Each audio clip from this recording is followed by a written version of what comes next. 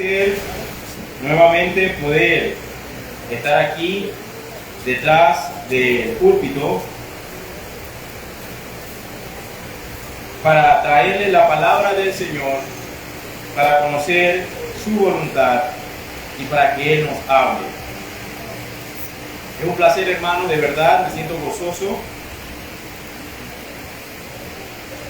y espero que ustedes también. Llegamos a la parte del sermón, la parte donde es nuestro deseo que el Señor abra nuestras vidas, hable a nuestras almas. Quédense sentados ahí, voy a orar para que el Señor nos guíe y nos ilumine. Amantísimo Dios, te doy gracias por tu amor infinito, por tu poder para con cada uno de nosotros. Señor, en esta hora te ruego que nos hables por medio de tu palabra. Señor, si no tenemos tu espíritu, en vano es nuestra preparación, en vano es nuestro estudio, en vano, Señor, oímos. Te rogamos que tu Espíritu Santo, Señor, abra nuestros ojos, abra nuestra mente y nuestro intelecto para poder apreciar tu hermosura, para poder apreciar tu gloria y que seamos, Señor, traspasados por ella, confrontados y, como tu palabra dice, llevados de gloria en gloria. En el nombre de Jesús oramos, nuestro mediador. Amén y amén. Amén. Amén. Vamos a abrir nuestras Biblias, hermanos, en el libro de Éxodo, capítulo 14. Éxodo, capítulo 14.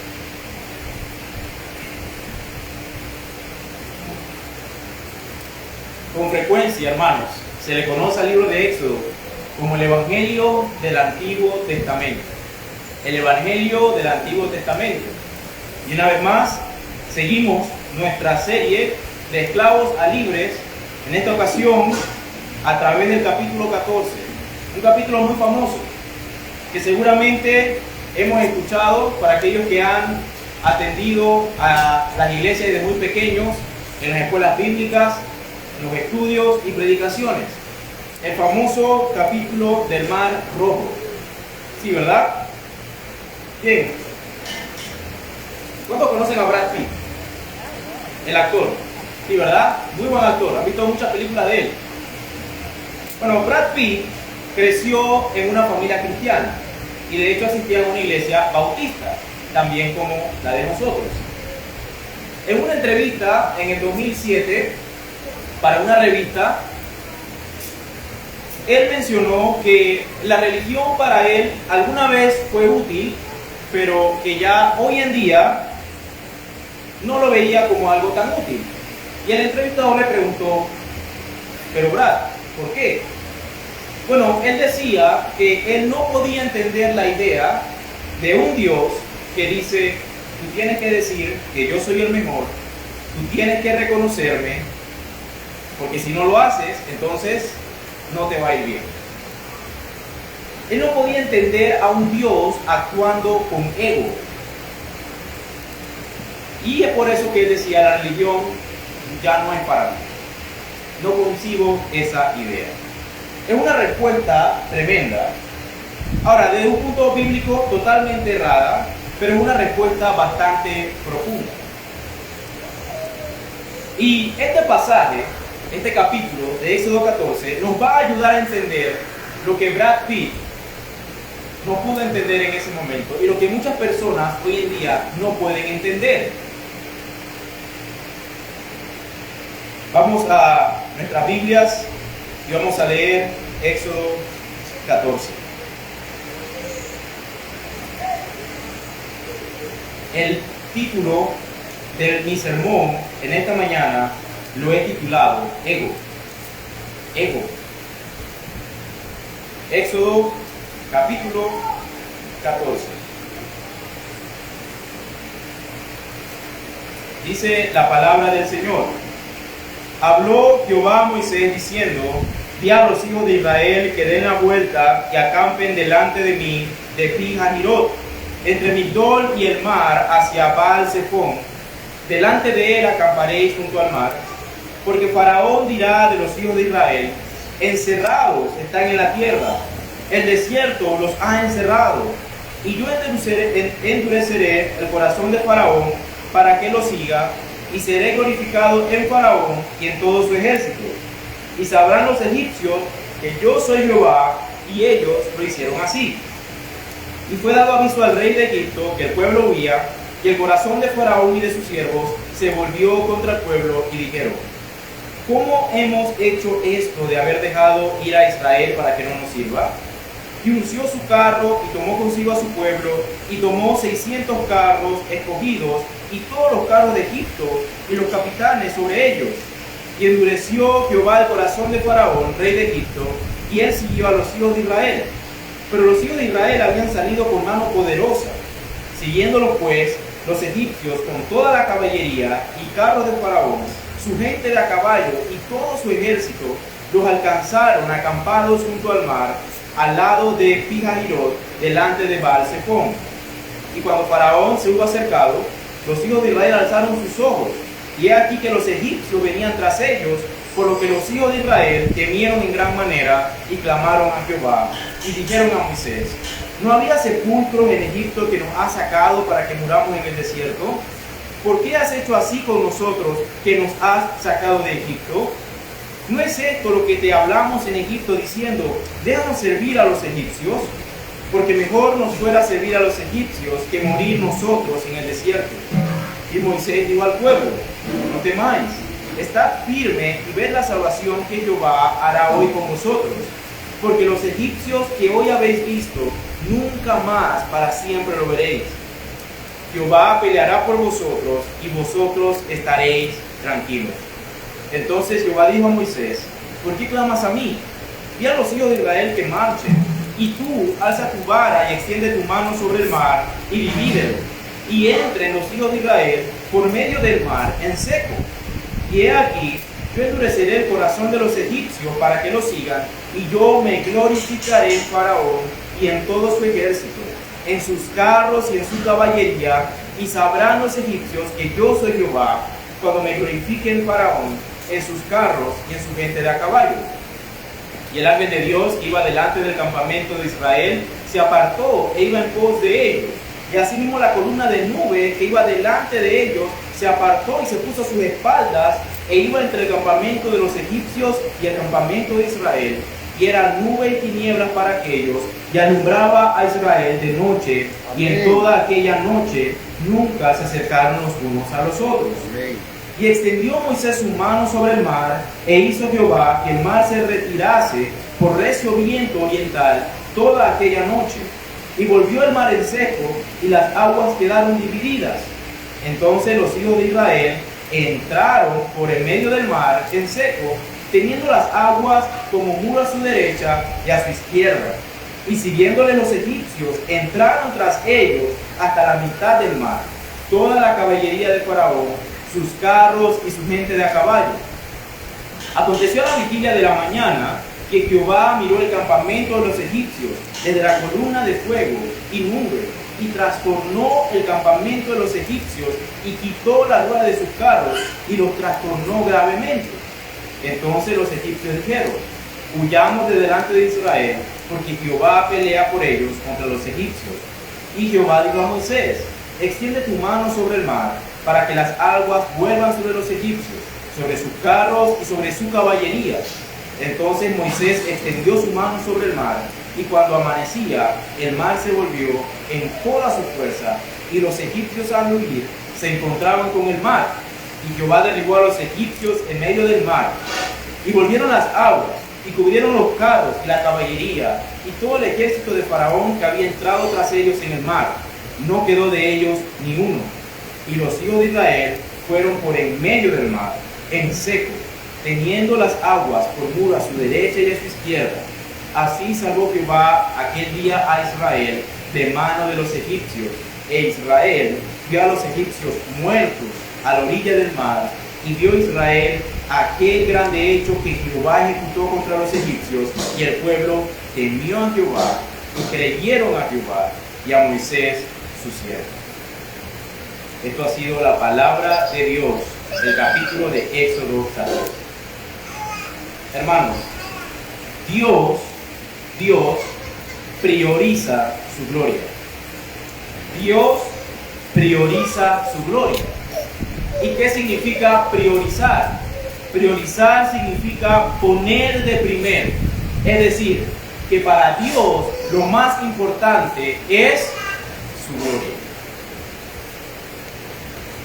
Hermanos, que Dios ponga de primero su gloria o que priorice su gloria es nuestra máxima necesidad para creer, confiar y echar fuera el temor.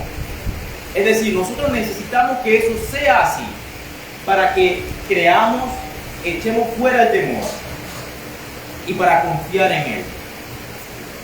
Hermanos, es mi deseo, es mi ruego que hoy salgamos contentos, felices y alegres, porque para Dios lo más importante es su gloria.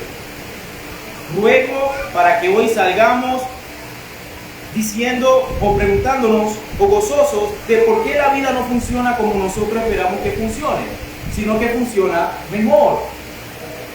Ruego, hermanos, que hoy salgamos capacitados para enfrentar el mundo real en el que vivimos y no un mundo ficticio y de fantasía. Esa fue mi oración cuando planeaba el sermón de esta tarde. Bien, toda historia empieza con una ambientación, ¿verdad? ¿Qué hay alrededor? ¿Qué pasa al principio? ¿Cómo se va construyendo esa historia? Y va a haber un punto que esa historia alcanza un clímax, ¿verdad? El clima de la historia, es decir, el meollo del asunto. Vamos a entender primero la ambientación. ¿Cómo es que sucede o qué es lo que pasa antes de que el mar se abra y el pueblo de Israel escape de Egipto? Versículos del 1 al 4.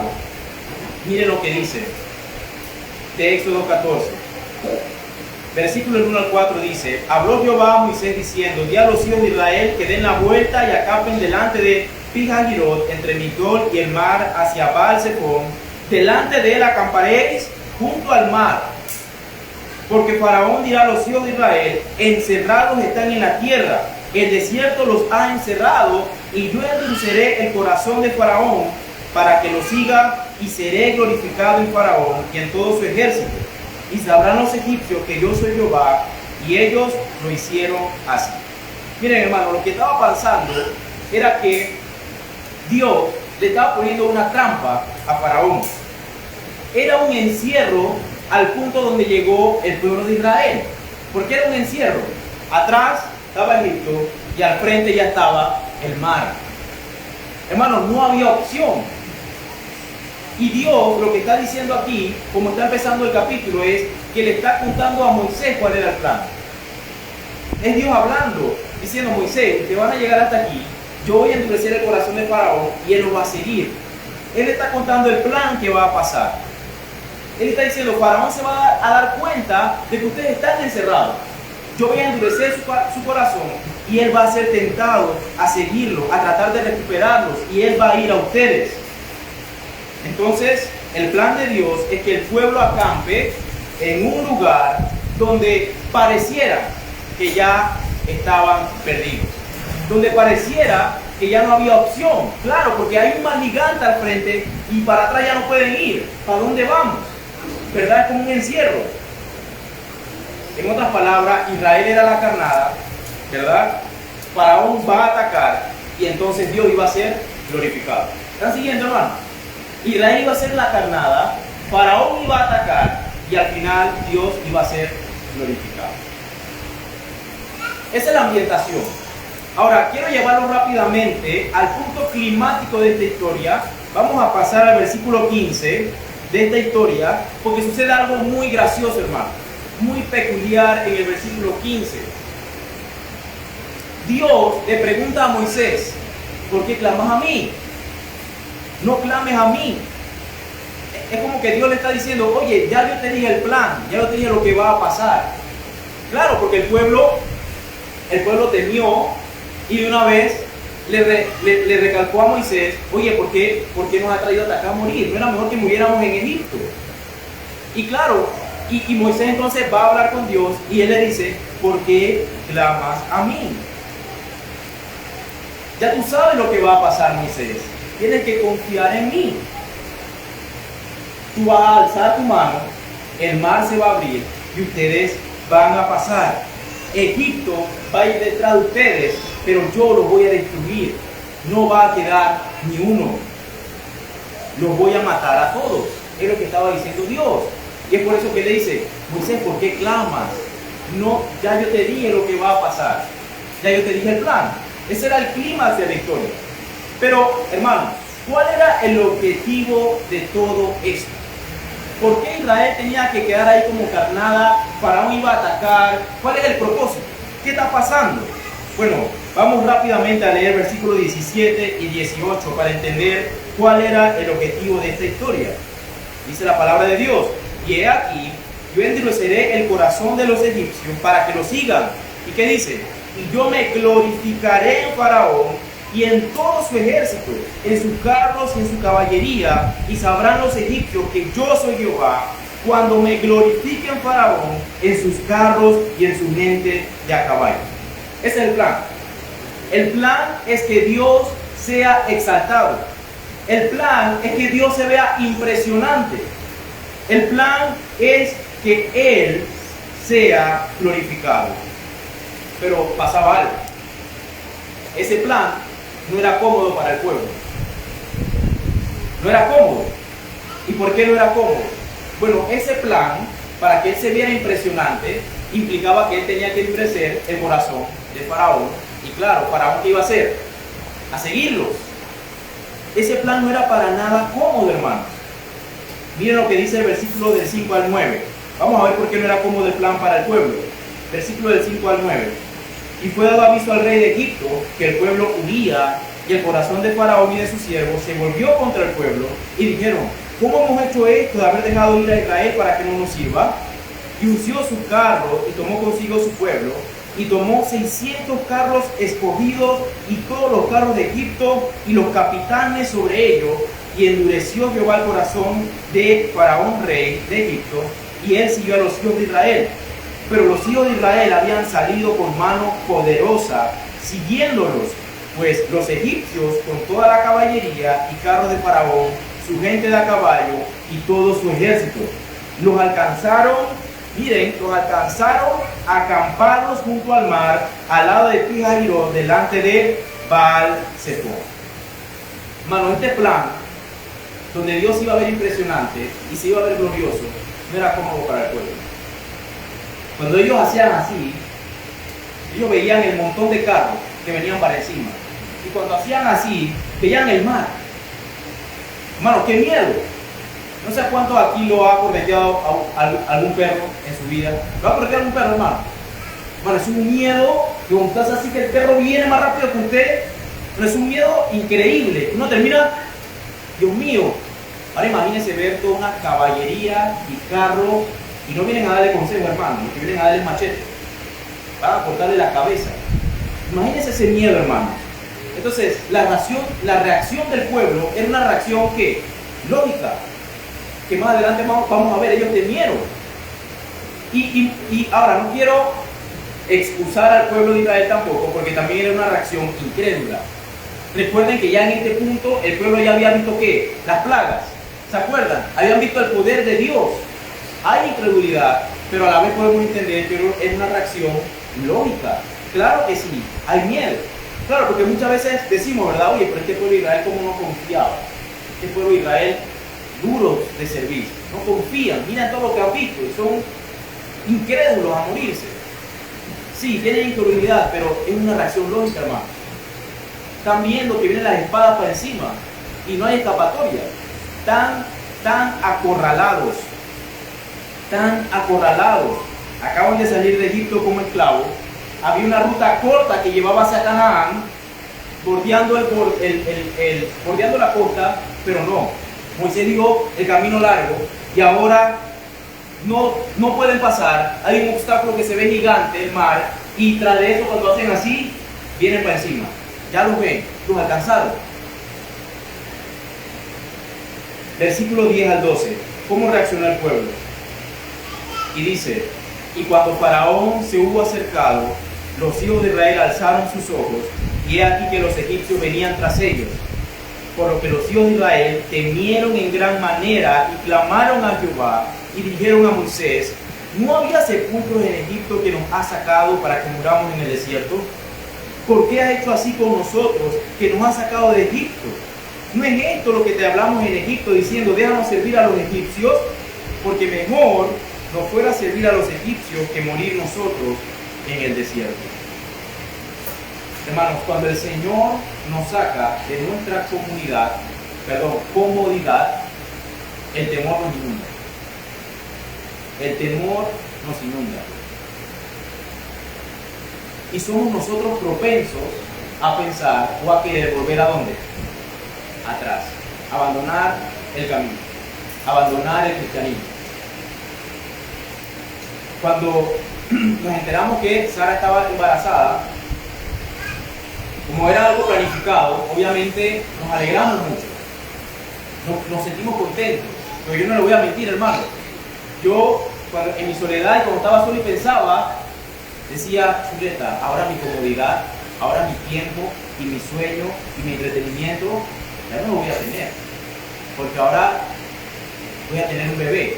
Y ni les cuento cuando me dijeron que eran dos. Hermanos, cuando el Señor nos saca de nuestra comodidad, vamos a temer. Vamos a temer. Pero lastimosamente tengo que decirles que el Señor constantemente saca a sus hijos de la comodidad. Amén. Constantemente.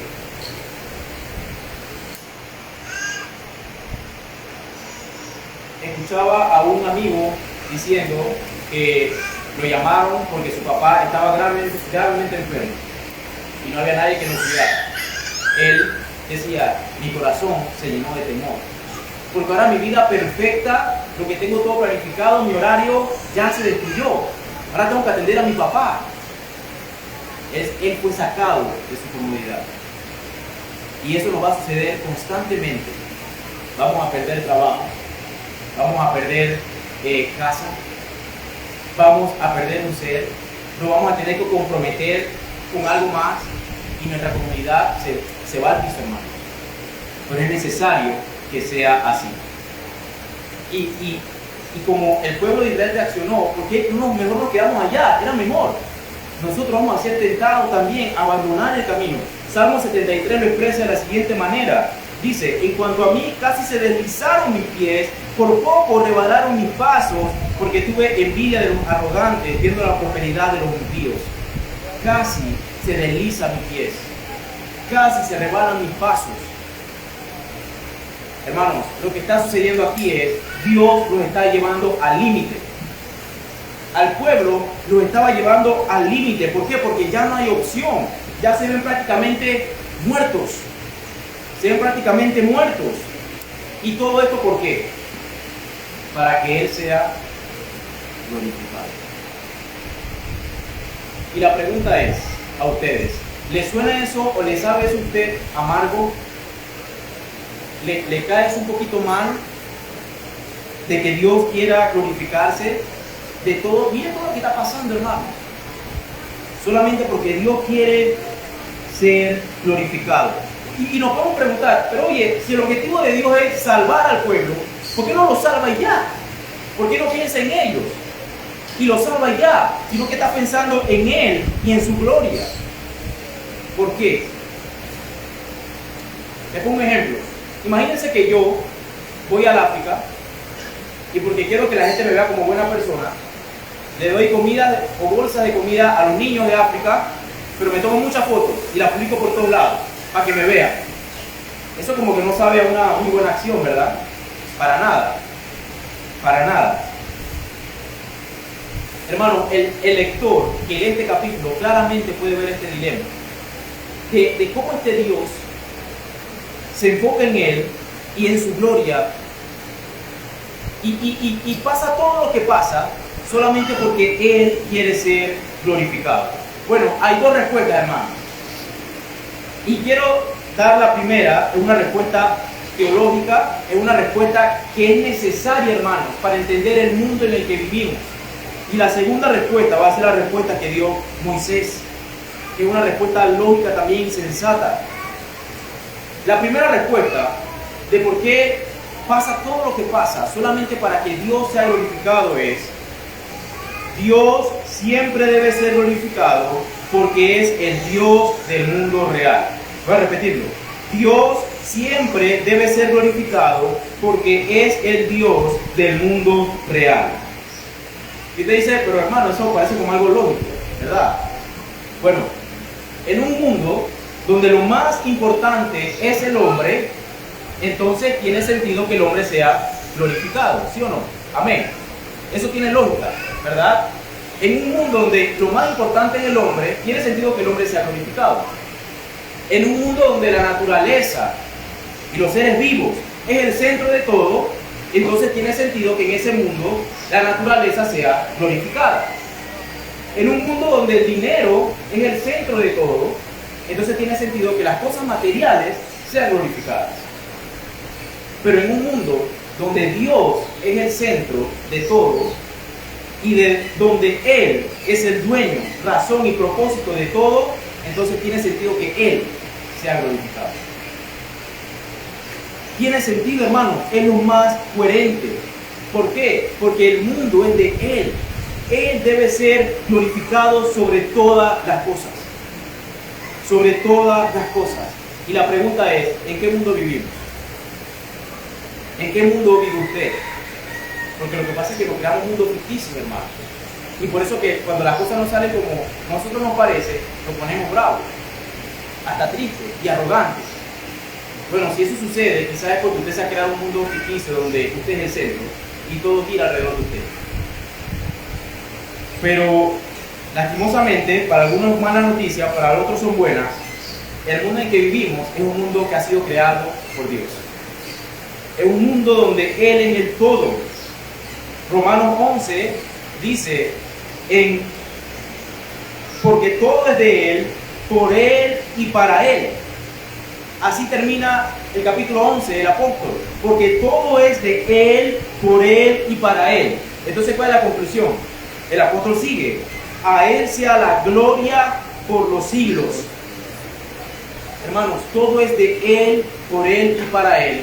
Y si es así, entonces concluimos que Él tiene que ser glorificado por sobre todas las cosas. Amén. Él es la causa de todo, pero también es el efecto de todo. Hermanos, y esta verdad tiene que ayudarnos a entender el mundo en el que vivimos. Porque nos podemos preguntar, ¿por qué no nos lleva por el camino fácil al pueblo de Israel? ¿Por qué meternos a esa trampa?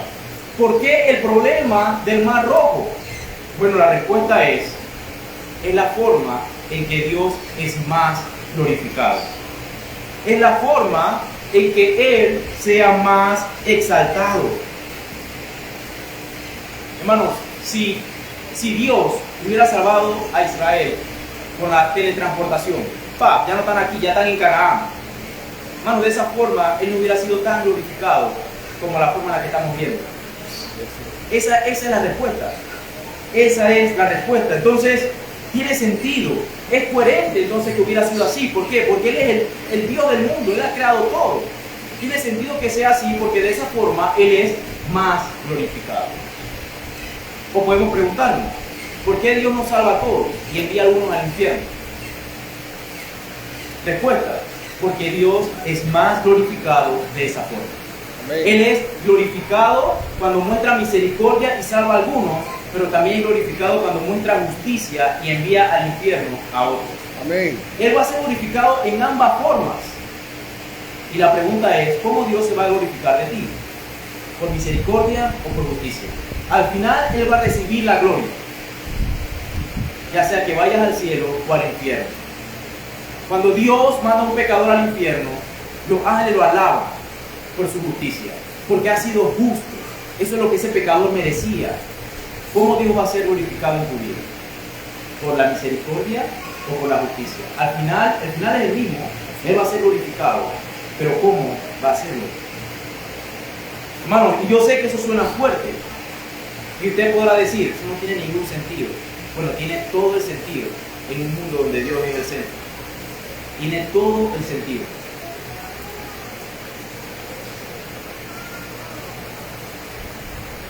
¿Por qué Dios no evita el sufrimiento? Podríamos decirlo también. Respuesta. Bueno, porque Dios es más glorificado cuando confiamos en Él, en medio del sufrimiento. Él es más glorificado cuando usted confía en Él, en medio del sufrimiento, que cuando usted vive sin sufrimiento. ¿Está entendiendo, hermano?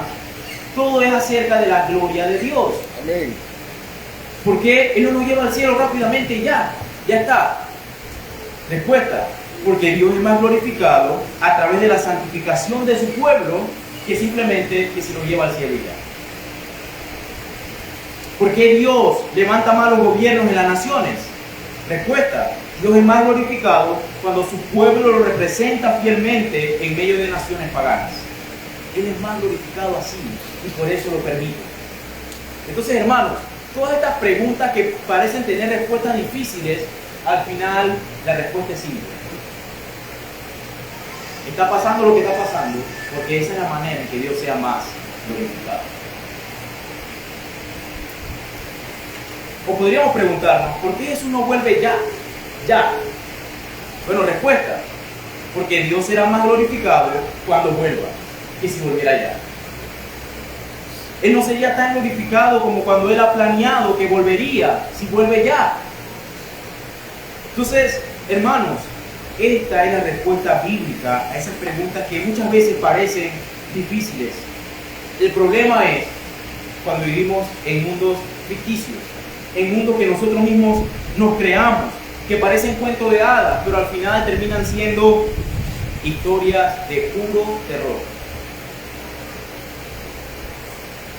En un mundo donde yo soy el centro, muchas cosas que suceden van a ser incoherentes para mí, no van a tener sentido. ¿Por qué pierdo mi empleo? ¿Por qué pierdo una mamá? ¿Por qué pierdo una papá? ¿Por qué pierdo un hijo? Bueno, en un mundo donde yo soy el centro, hermanos, eso va a ser incoherente, no va a tener lógica para mí. Pero en un mundo donde Dios es el centro, yo entiendo que Él lo ha permitido porque así Él va a ser más glorificado. Amén. Eso nos ayuda, hermanos, a ver el mundo de una manera completamente diferente. El mundo real es donde Él es el centro. Y si Él es el centro, entonces Él merece toda gloria y todo honor. Y las cosas que parecen incoherentes se vuelven ahora coherentes. Tienen sentido.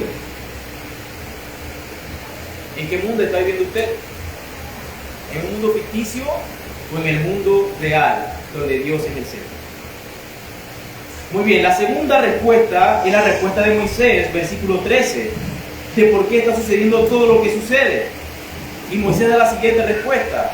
Moisés dijo al pueblo: no temáis, estad firmes y ved la salvación que Jehová hará hoy con vosotros, porque los egipcios que hoy habéis visto, nunca más para siempre lo veréis. Jehová peleará por vosotros y vosotros estaréis tranquilos. Amén. Hermano, lo que está pasando es que Moisés está ayudando a entender al pueblo, a recordar quién es Dios. Cuando nosotros tenemos temor, cuando nosotros no confiamos en el Señor y somos tentados de volver atrás, nosotros necesitamos que nos recuerden también el Evangelio. Por la gracia de Dios, hermanos, mi esposa tiene el Evangelio en sus labios todos los días. Y hermanos, yo necesito escuchar de ella, que me recuerde el Evangelio. Yo necesito que me recuerde las promesas. Porque soy tentado. Somos tentados, tenemos temor de qué va a pasar. Pero yo necesito escuchar. Y era lo que Moisés le estaba diciendo al pueblo. Ellos estaban a escuchar nuevamente la promesa de Dios. Y muchas veces cuando estamos atribulados, a veces ella y a veces soy yo, estamos en la cama, ya con un largo día, pensando muchas cosas, nos recordamos el Evangelio. Le recuerda el Evangelio. Ella me lo recuerda a mí. Y hermano, y es necesario. Necesitamos escucharlo. Y es lo que Moisés está diciendo. Le está recordando el plan de Dios. Ellos necesitaban ver al futuro, lo que ya Dios había dicho que pasaría. Ellos necesitaban ver al futuro para confiar y creer y echar fuera el temor. Pero nosotros hoy, la iglesia de hoy en día, no necesitamos ver el futuro. Nosotros necesitamos ver atrás. Lo que pasó hace 2000 años en la cruz del Calvario. Necesitamos ver atrás a nuestro Señor, a nuestro Cristo colgado en un madero, que murió y resucitó para darnos vida eterna. Hermanos, es necesario que miremos atrás a ver esa cruz donde murió nuestro Salvador, que nos compró con su sangre. Necesitamos ver esa sangre derramada en el suelo, porque por esa sangre nos compró nuestro Señor. Necesitamos recordar lo que ya Cristo ha logrado en la cruz, donde estamos en estos momentos difíciles. Muy bien, y como segundo punto y último punto, vamos a ver nuestra fe. El primer punto que habíamos visto era acerca de la gloria de Dios, y nuestro segundo punto va a ser la fe, o nuestra fe. Hermanos, podríamos preguntarnos, ¿cuál es la necesidad del pueblo en este pasaje, en este capítulo que hemos visto? ¿Cuál es la necesidad? Y ustedes podrán decir, bueno, la necesidad era que ellos fueran liberados de los egipcios. La necesidad era que Dios los salvara, ¿sí o no? Porque estaban encarcelados, estaban acorralados. Su más grande necesidad era ser salvados. Sin embargo, eso es parte de la respuesta. La respuesta es que ellos necesitaban ser salvados de una cierta manera, de una manera específica, donde ellos vieran el poder y la gloria de Dios. Ellos no necesitaban ser salvados y ya. Ellos necesitaban ser salvados de una manera donde vieran el poder de Dios actuando. Eso era el objetivo y su más grande necesidad. Y en el versículo 14 tenemos la clave. Jehová peleará por vosotros y vosotros estaréis tranquilos. Ellos necesitaban ser salvos mientras se quedaban quietos, sin hacer nada, callados, porque todo lo iba a hacer Dios. Jehová dijo, yo pelearé por vosotros. Hermanos, en nuestra salvación muchas veces tenemos que quedarnos quietos y confiar en que Jehová está peleando por nosotros. Hermanos, la salvación es de Jehová completamente. Así como el pueblo de Israel se salvó y ellos se quedaron quietos sin hacer nada, la salvación de nuestra alma completamente es de Dios. Usted no aporta en nada para su salvación. Usted lo único que aporta a su salvación es su pecado. Todo el proceso, todo lo hace Dios. No, que yo me arrepentí, hermano. Bueno, ese arrepentimiento se lo dio Dios. No, pero en mi fe, hermano, yo tengo fe en Cristo. Bueno, esa fe, ¿quién la da? Dios. Y Él mismo la consume. No, pero la santificación, hermano, eso no es de usted, eso es de Dios. No, pero mire, yo tengo 10 años perseverando en el Evangelio. El Señor lo preserva. Usted no hace nada, hermano. Solamente confiamos en Él. Amén. Mencionamos que ellos necesitaban ser salvos de cierta manera, de una manera específica.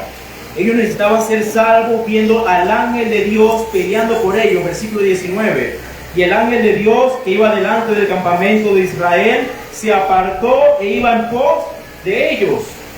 Muchos dicen que el ángel de Dios se refería aquí a Cristo mismo. Ellos necesitaban ver a ese ángel peleando por ellos. Necesitaban ser salvos viendo a la columna de nube y de fuego, versículo 19. Y asimismo la columna de nube que iba delante de ellos se apartó y se puso a sus espaldas e iba entre el campamento de los egipcios y el campamento de Israel. Y era nube y tinieblas para aquellos, y alumbraba a Israel de noche, y en toda aquella noche nunca se acercaron los unos a los otros. Ellos necesitaban ver esa columna de nube, el poder de Dios, protegiéndolos, cuidándolos en medio de esta travesía. Hermano, esto es impresionante. De un lado hay tinieblas y oscuridad, como una de las plagas, ¿se acuerdan? Pero del otro lado hay luz. ¿De qué lado está usted? Espero que esté del lado de la luz, hermano. Si no lo está, ore para que el Señor lo traiga de las tinieblas a su luz admirable. Ellos necesitaban ser salvos viendo el poder de Dios acabando con el obstáculo que parecía más difícil. Versículo 21. Y extendió Moisés su mano sobre el mar, e hizo Jehová que el mar se retirase por recio viento oriental toda aquella noche, y volvió el mar en seco, y las aguas quedaron divididas. Ellos necesitaban ver el poder de Dios haciendo eso. Necesitaban ser salvos viendo la confusión de los egipcios producida por Dios. Versículo 24. Aconteció que a la vigilia de la mañana Jehová miró el campamento de los egipcios de la columna de fuego y nube, y trastornó el campamento de los egipcios y quitó las ruedas de sus carros y los trastornó gravemente. Entonces los egipcios dijeron: huyamos delante de Israel, porque Jehová pelea por ellos contra los egipcios. Ellos necesitaban ser salvos viendo los cadáveres de los egipcios en la orilla del mar. Ellos necesitaban ver esos cadáveres ahí tirados, hermano, por más cruel que parezca. Versículo 26. Y Jehová dijo a Moisés: extiende tu mano sobre el mar, para que las aguas vuelvan sobre los egipcios, sobre sus carros y sobre su caballería.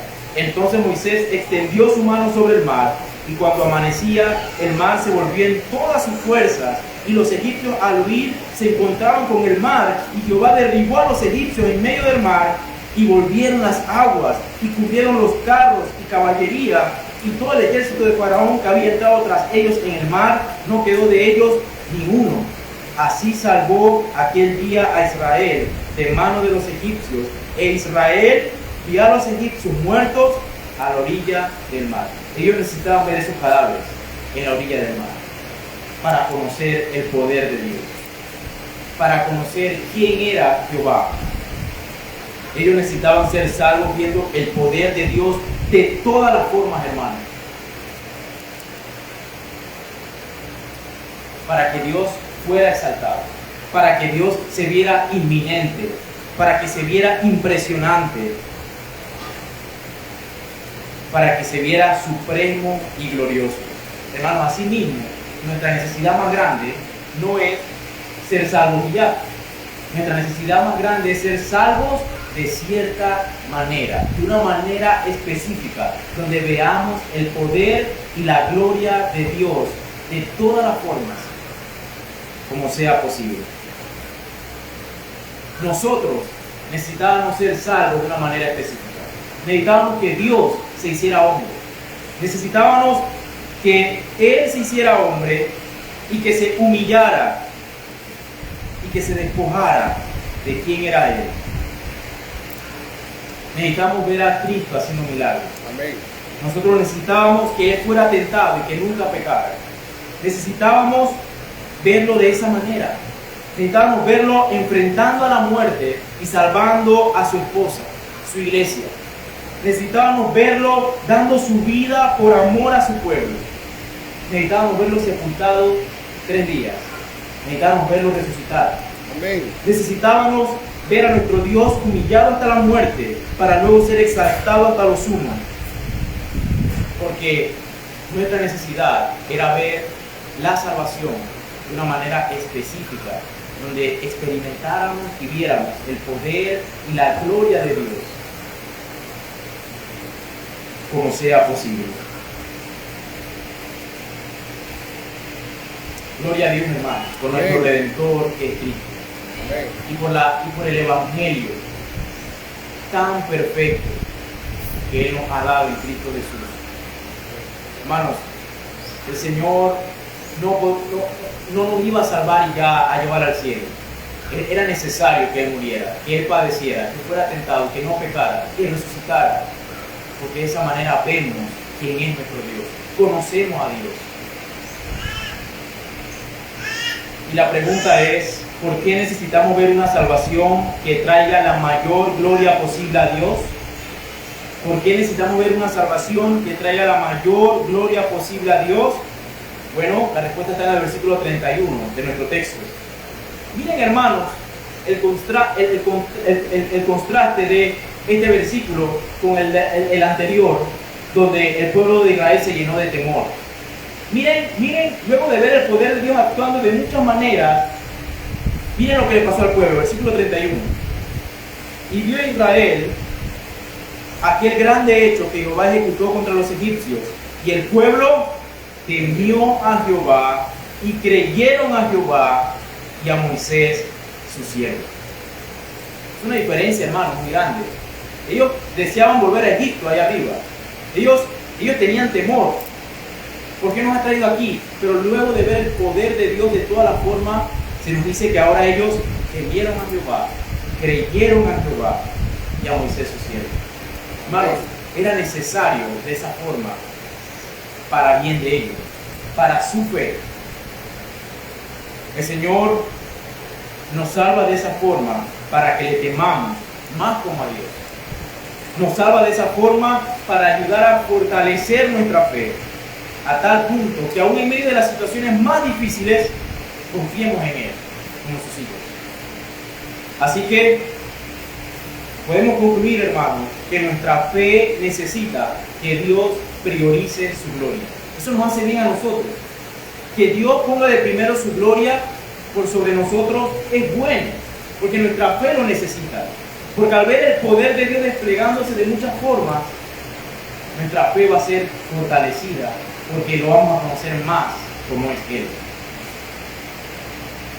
Así que la próxima vez, hermanos, que nos preguntemos, ¿y por qué Dios hace las cosas tan difíciles? ¿Por qué Dios me ha puesto en esta situación? Bueno, hermano, respóndale prontamente a su alma y dígale, porque nuestra fe necesita que Dios priorice su gloria.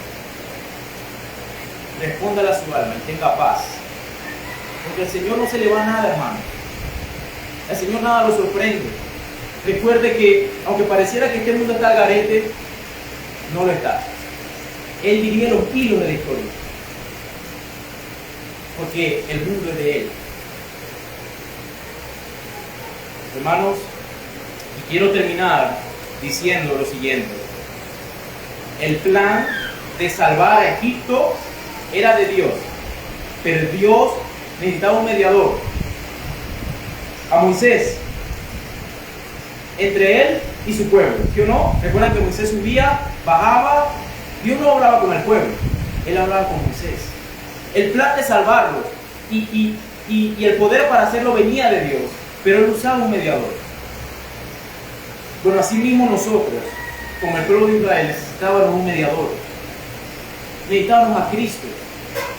Y Él es superior a Moisés, mucho mejor que Moisés. Necesitábamos a nuestro mediador, para así como Moisés dividió el mar para que el pueblo pasase en seco, nuestro mediador Cristo dividió el mar de la ira de Dios. Amén. Y esa ira lo teníamos como muro ahora, a izquierda y a derecha, para que usted pasara en los secos y ni siquiera una gota de esa ira lo tocara a usted. Eso lo hizo nuestro mediador. Dividió el mar que nos separaba de Dios. Lo hizo por amor a usted y a mí. Así que tengamos paz, hermanos, y reposemos tranquilamente como el pueblo de Israel lo hizo, porque al final llegaremos a nuestra tierra prometida, llegaremos a nuestro Canaán, porque la salvación es de Jehová y Cristo es nuestro mediador. Oremos. Amantísimo Dios, te damos gracias, Señor, gracias infinitas por tu poder, por tu evangelio para salvarnos. Gracias, Señor, porque vivimos en un mundo donde tú eres el centro. Gracias porque las cosas que suceden es para que te den más gloria y para que tu nombre sea más exaltado y más glorificado por nosotros. Señor, muchas veces somos sacados de nuestra conformidad, de nuestra comodidad, pero ahora entendemos el propósito y el porqué. Señor, gracias. Gracias porque para ti es más importante tu gloria que nosotros. Aleluya. Necesitamos que sea así. Nos hace bien a nuestra fe, a nuestra alma. Aleluya. Porque así conocemos, Señor, quién eres tú, Señor, lo que has hecho, lo que eres capaz de hacer. Señor, gracias por salvar a pecadores como nosotros, que no merecíamos nada, mi Dios. Pero en tu gracia y en tu poder te ha placido así. Gracias por nuestro mediador Cristo, quien dividió el mar de la ira y ahora podemos tener paz para contigo. Ahora podemos ser llamados hijos tuyos. Y ahora sabemos, Señor, que tú nos llevas por este camino, por esta vida, hacia la tierra prometida. Y tenemos la confianza de que ninguna gota de tu ira caerá sobre nosotros. Porque la salvación es tuya, oh Dios, y te pertenece a ti. Y Dios, ayúdanos a vivir de tal forma en que prioricemos tu gloria también en cada área de nuestra vida. Que todo lo que hagamos sea lo que mayor gloria te dé. Que todo lo que pensemos sea lo que mayor gloria te dé. Que en nuestras decisiones difíciles tomamos la opción que más gloria te dé a ti. Porque el mundo es tuyo, Señor. Por ti, para ti, han sido creadas las cosas. Tú eres el todo, mi Dios. En el nombre de Jesús oramos. Amén y amén. Amén.